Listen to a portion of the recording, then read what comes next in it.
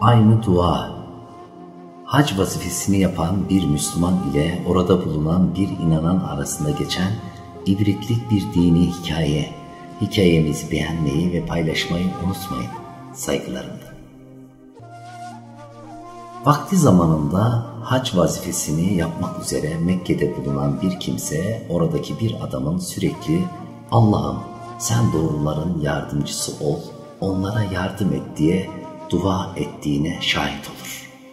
Öyle ki bu adam bu duadan başka dua etmez.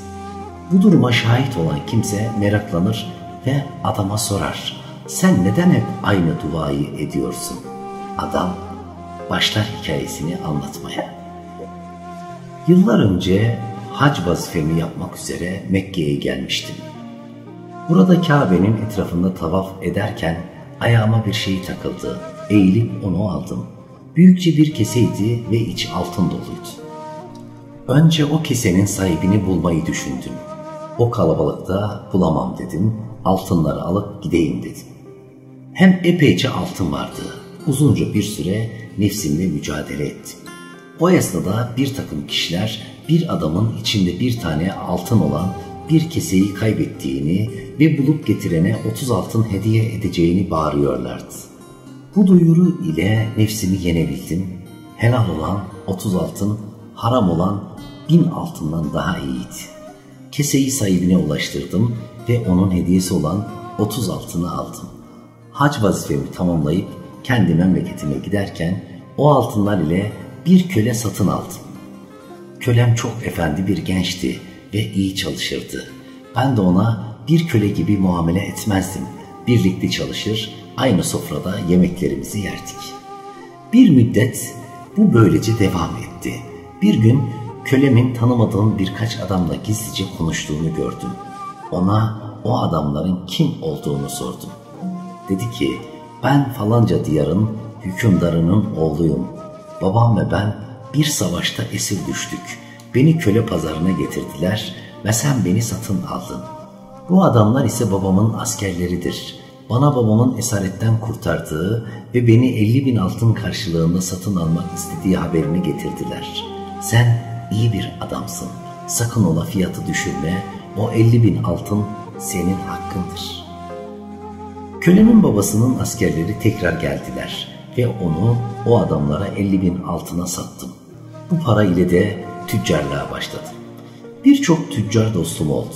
Bir gün o dostlarımdan yaşça pek ileri olanlarından birinin üzgün olduğunu gördüm. Ona sebebini sorduğumda bir başka tüccar dostunun vefat ettiğini ve o adamın kızının yapayalnız kaldığını, o dostu için ve dostunun kızı yalnız kaldığı için üzgün olduğunu söyledi. Ve beni çok sevip güvendiği için o kızla evlenmemi teklif etti. Onun teklifini kabul ettim. Evlilik için gerekli hazırlıklar tamamlandıktan sonra adet olduğu üzere kızın çeyizini görmek için evine gittim. Çok değerli bir çeyizi vardı kızın ve çeyizinde altın kaseler içinde kese kese altınlar. Her kasenin içinde 1000 altınlık keseler vardı. O keselerden birinde ise 970 altın vardı. Bütün keselerde 1000 altın var iken o kesede neden 970 altın olduğunu merak etmiştim. Bunu kıza sorduğum zaman babasının hac vazifesini yaparken içinde 1000 altın olan kesesini kaybettiğini ve o keseyi bulup getiren kişiye 30 altın hediye ettiğini, daha sonra ise o keseyi hiçbir zaman tamamlamadığını anlattı. Yıllar önce aldığım 30 altın ile o keseyi tamamladım. İşte bu nedenle Allah'a doğru kimselere yardım etmesi için yalvarıyorum. Çünkü dürüstlükten uzaklaşmak ve yalan söylemek, yalancı bir kimse olmak çok kolay ve nefse hoş gelen bir şeydir. Ve bu öyle bir şeydir ki bir kez yalan söyler iseniz ondan sonra hep yalan söylemek zorunda kalırsınız. Dürüstlükten bir kez uzaklaştınız mı bir daha doğru olamazsınız. Bu çok zordur ve dürüst kalmak, doğru olmak da zordur. Büyük bir mücadele gerektirir. Doğru olmak için nefsinizi yenmeniz gerekir. Ancak bunu başarır iseniz hem dünyada hem de ahirette mükafatı büyük olacaktır. Ben hayatım boyunca dürüst kalmak için nefsimle mücadele ettim. Zor bir mücadele olsa da dürüstlük kaderim oldu. İşte doğruluk bu kadar zor ve mükafatı bu kadar büyük olduğu için bu duayı ediyorum. Ben Ömer Hançeri.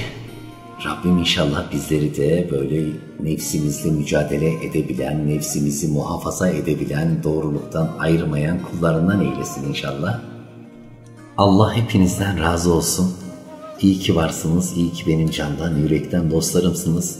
Eğer kanalımıza abone değilseniz lütfen abone olmayı ve videolarımızdan, paylaştığımız çalışmalarımızdan haberdar olmak için zili açmayı unutmayın. Saygılarımla Rabbime emanetsiniz.